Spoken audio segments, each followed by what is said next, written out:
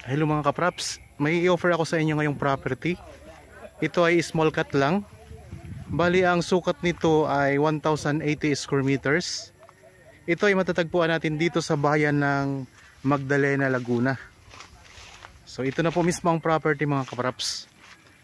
Ang distansya nito sa kalsada na sementado ay nasa 100 meters lamang po. Napakalapit lang. So pwede po kayo ditong mag backyard piggery kasi meron siyang maliit na sapa sa bandang likuran ng property. Ayan lang maliit na sapa. Tapos yan ang kabuuan ng property mga kapraps. Bali ang presyo nito ay makikita nyo sa description box at sa title nitong video. So dito sa may bandang gilid mga kapraps, napakaraming mga tanim na mga kawayan. Ayan, so ang tanim nito sa loob ng property ay mga kawayan, tapos meron siyang mga tanim din ng mga punong saging. So may mga viewers tayo ngayon na naghahanap ng small cut lang na property at napakamura lamang mga kapraps. So ganitong sukat ay talagang di na kayo talo dyan sa presyo nito. So kung sakaling nagustuhan nyo mga kapraps, pwede kayong magpa-schedule sa amin ng actual viewing para makita nyo itong property. So meron part ng lupa na medyo pahilis siya. So hindi talaga siya flat na flat, pero di siya ganoon din ka slope Ayan lang, ganyan lang siya mga kapraps Yan. So siya? Pwede talaga ditong magtayo kayo ng bahay, tapos meron kayong backyard na mga alagang baboy o kay mga manok. Pwede rito.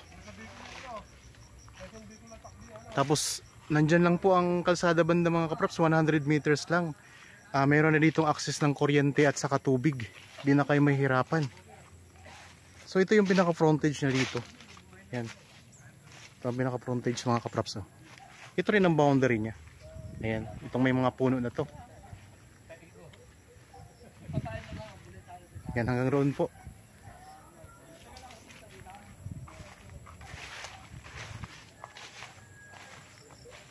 So sa Magdalena, Laguna ito mga kapraps. Kung kayo naghahanap ng property dito sa Magdalena, so small cut, very affordable po ito mga kapraps. So puntahan natin ang mga bandang likuran naman. So ito yung pinaka-bukana ng property.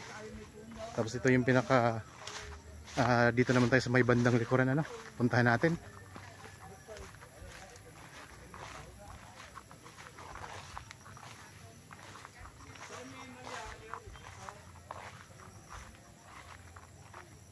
Okay. Dito tayo ngayon sa may bandang likuran sa kabilang gilid naman ng property.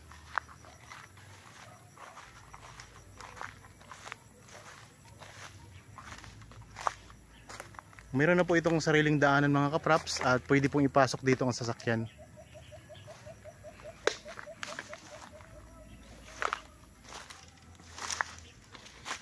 Puntahan natin ang maliit na sapa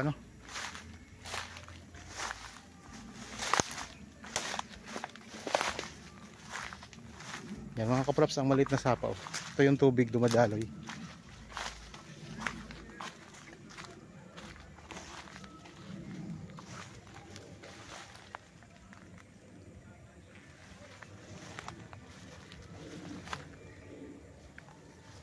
Yan po ang boundary ng property mga kapraps sa itong sapa na to. Pinaka boundary yan. So sa mga interested po sa property na ito, ayan lang po ang mga contact details namin. Nasa description box po. Yan, pwede nyo kami makontak, pwede nyo kaming tawagan para kung sakaling gusto nyo bisitahin, masamahan po namin kayo mga kapraps. Okay, salamat po sa inyong panonood. Sa mga bago pa lang po dito sa aking channel at napadaan lang dito sa aking channel, huwag nyo pong kalimutang mag-subscribe at pindutin na rin po ang notification bell para maging updated kayo sa mga bagong property na i-offer po namin sa inyo mga kapraps. Okay, maraming salamat po. Lagi tayong mag-iingat at God bless po sa ating lahat mga kapraps.